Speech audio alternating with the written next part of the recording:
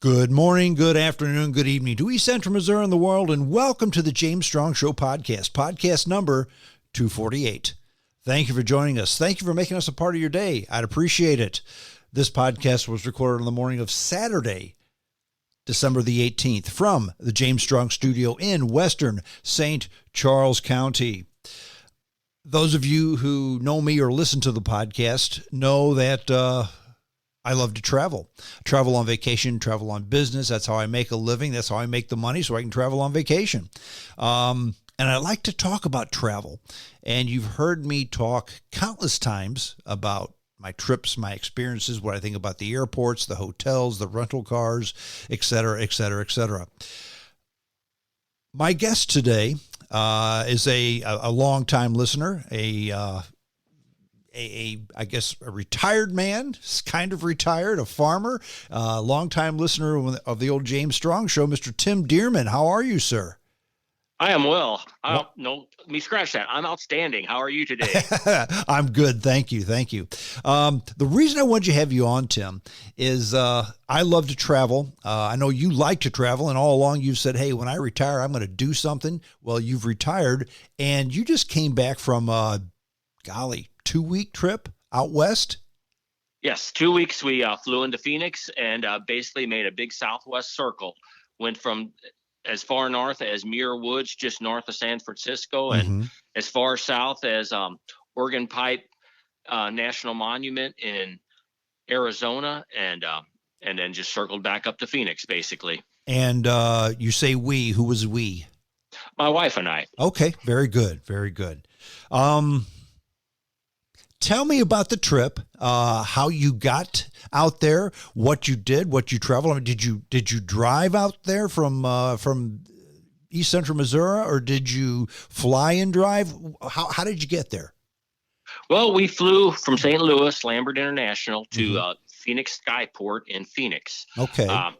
We always kind of search around. Well, we've got kids that tend to like to travel too, especially our son. He travels a little with work, and he always does Southwest, and his email lights up anytime there's a fare sale at Southwest. So he alerted us, several months ago that, hey, that Southwest was running a fare sale.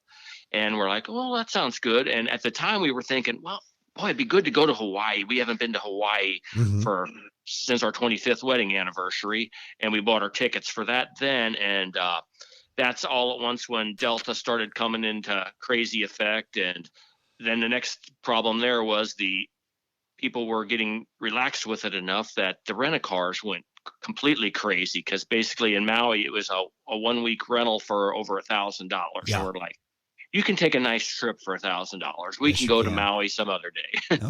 Okay. So instead we said, well, we wanted to hit the Southwest. We've kind of got it onto our agenda we might not hit all 63 national parks, but we're going to hit as many of them as we realistically can. And so it's like, well, there's 5 or 6 out in the Southwest we haven't hit yet. So we kind of started plotting it out. It's like, okay, we'll go to Phoenix, and then from Phoenix, we'll head on up to, I got a gentleman I used to work with who was originally from Southern California, and he said, oh, you got to go to Sedona out there. So we went to Sedona. And Sedona's beautiful. It is.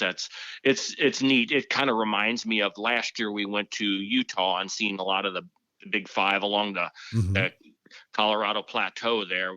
It's just a different type of beauty than the Midwest. It's just rocks in many colors, and sunrises and sunset, especially sunrise. Any of these spots where there's so much different colored rock, it kind of gets this glow to it before the sun actually comes up. And you can take a million pictures, but it'll never capture what your peripheral vision and where you're looking at all shows you. It's just unreal. That's the best way to put it. And actually, there's a lot of mystics and psychics and soothsayers who live in that area, and the Indians said that it was not haunted, but the gods live there, or the spirits live there, I guess you could say. And it is rather a haunting, mystic place. Would you agree? Yes, it is. We took the one hike the first morning we were there, and went around the Round Rock and the cast or the courthouse rock there, and it's just neat. It's just pure rock you're walking on, and you just go around it, and you can climb up some of the stuff a little ways there, but not so much. But it's just a different type of world out there. I guess you kind of, if the spirits aren't there, I think it brings out the spirit in the human soul to be in some of the desert surroundings like that in the rocks. I think that's exactly true. And you talked about your hiking. In fact, your Facebook page, I mean, if someone wants to look at it, just search Tim Diermann, Diermann on Facebook, and look at the amazing pictures that he took. But your post says, after 4,000 rental car miles, 100 plus hiking, walking miles in Arizona, Nevada, California, our Southwest trip is coming to an end. Lots of beautiful sights and sceneries. You walked over 100 miles. That's the way to see things, though. Walking up to them, not driving past in a car. That's fine, but walking up to them is the way to do it. Oh, just the hiking. A lot of these places too, especially near a lot of the national monuments and national parks, they've got the side-by-side rentals and that. And I just kind of look at them and it's like, no, why would I want to do that? I've got two perfectly bipedal legs that work great yet. Mm-hmm. I want to keep them working, so I'm going to keep using them. You get up there and it's quiet, or you can just see the nature as it is instead of, I heard a lot of that. I heard a lot of motors in my day job. I really don't care to hear them too much anymore unless I have to. Understood. You mentioned you got the good fare on Southwest, because there are those out there. And if I almost never hear negative comments about when I talk about travel, but when I hear them, people say, well, yeah, good for you, Mr. Moneybags. I don't have the money to travel.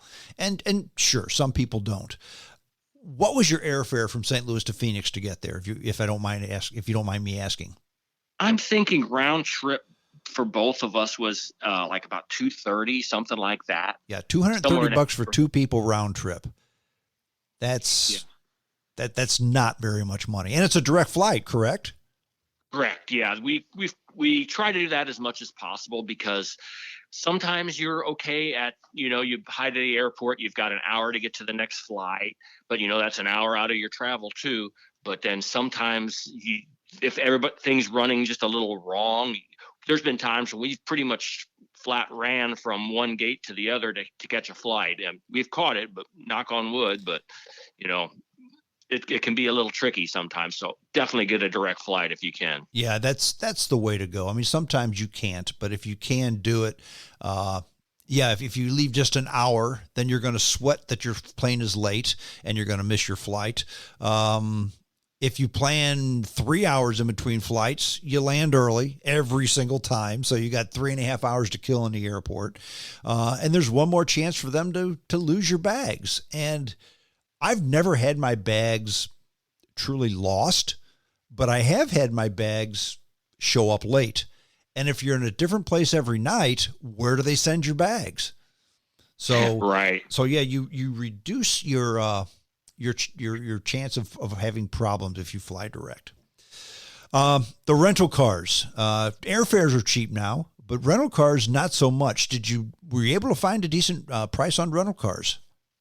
We actually, there's this site called AutoSlash, another thing our son turned us on to a couple years ago, mm-hmm. where they basically compare 5 or 6 of the rental areas. And the thing to do there is like, okay, you pick what size you want. We usually try to go with an intermediate or full size. That way you're getting good mileage yet, but you're not feeling like you have to cramp up so tight to get into something. And, right. And what we did is we just kept checking AutoSlash. Originally, when we had checked for 2 weeks, it was like 7 something. And then about every week I would check in, and all at once, for some reason, it dropped down to like, I think it was 530 for 2 weeks. And it's like, okay, bam, we lock that one in. Mm-hmm. You basically lock your new rate in, drop your old reservation, and you just go on like that and keep looking. And we looked, and for some reason, just that 1 week after that, it hopped back up in the 700s and just stayed there until right before we left. And yeah, it worked out like a champ. And what kind of vehicle did you rent? We ended up with a Chevy Malibu. We got to our rental. We went with I think it was Thrifty this time, mm-hmm. and get to Phoenix, fly in there, and basically you land, you get to the airport, you get out of customs, or not customs, but picking your luggage up, and then they basically have buses that transport you to the rent-a-car area. Mm-hmm. Get to the rent-a-car area, and they drop you off and go through everything there. Okay, stamp you, you're good. You go outside, get in line to get a car, and the guy says, okay, just go in that road, the keys are in it, pick out whatever one you want. I'm like, okay. And we're like, well, we're familiar with the Chevy product stuff and how it all works. We'll just hop in a Chevy. And it was a good car. The worst we got was 32 miles a gallon. I think the best we got was 37. Which out there, gas prices are a little higher. In greater Arizona, they probably was around the 340 range. Yeah. You hop the border into Nevada, it was a little higher. It was about 360, somewhere in there. You could find it a little cheaper. And then you drove into California. Then you get into California.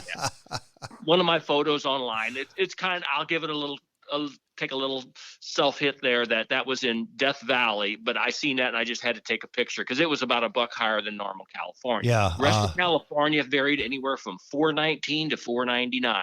Yeah. And what's really strange there is you could have gas stations catty corner to each other. One would be at $4.69 and the other would be at $4.99.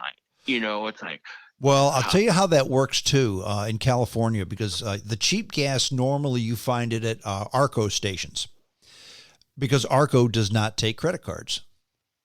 Yeah, there was much of that out there. Basically, we figured out that it's like, well, we're just going to cash pay all the time. And there it's always like, okay, I'm down to about a quarter tank. It should be about 10 gallons. So I'll give them $40 or $45 and go back in and get my change. Because I don't know, being semi-nerdy, we like to keep track of our mileage as we go, just to see if the vehicle's running good and everything, just because. Yeah. And it's a little different in here, but, it's a different world too. There's so many people that would probably have no qualms about if they just had the tank on like around here and you filled up and go in and pay, they'd just fill up and they'd be gone. And yeah. It's a sad state of affairs, but it is what it is. Well, you mentioned the Malibu, and in fact, usually if you're going to rent a car that size, you usually have two choices: Malibus and Nissan Altimas. So I usually get one of those too. And yeah, I mean, both those cars, the Malibus don't get quite the gas mileage that the Altimas do, but I think the Malibus are more comfortable cars personally. But yeah, you get close to 40 miles a gallon with those cars, and that's a lot of room and good gas mileage. Oh yeah, it was fantastic on that order. It was great for the way we hopped around. There were some days where we ended up having to drive like 6 hours to get from one long distance spot to the next. But we always try to, if we're tripping like that, we like to plan it so it's like, okay, if you're going to be on the road, you're 2 hours, then you're going to have something to do here a little bit. You go another couple hours, you do another hike or two, and then we tend to get up before daylight or at daylight and be gone already when it's just starting to get light out, and the same at nighttime. There's been nights on past trips where we've driven way too far, several hours, because it's like, oh wow, this is neat, and it's like, oh, we're kind of getting ourselves into a bind here. Yeah. It's like, we got to go. Yeah, exactly. You're on vacation. You're supposed to be relaxed, but you still have to stay on task if you're going to put the 10 pounds of crap into the 5-pound bag. Yep. Lodgings. Where did you stay, and what were the prices and accommodations out west? Well, we tended to stay at just like smaller, like family-owned type hotels. Just basically, we did the online search again there, either hotels like .com, Expedia, and the most we stayed in any hotel, I think there was an Airbnb we stayed in 2 nights, and there was a hotel we stayed in 2 nights, just because of the way that the logics worked out. Like we got one place in the evening by Death Valley, was it Harmony, that's just to the north and east of Death Valley. We stayed there 2 nights in a hotel. What was the name of the town? I think it's Harmony. Okay. I might have that wrong, but it was actually very handy. It was about a half hour out of the east entrance there. Oh, I'm trying a blank on the road now, and that was in Nevada? Yes, it was just in Nevada. And it was a nice little town. It had a great barbecue joint there. We ate there the first night, and the next night we ended up eating at a VFW, which was, kind of basic bar food, but it was real nice. People were super friendly. It was great. But yeah, restaurants and or hotels. Otherwise,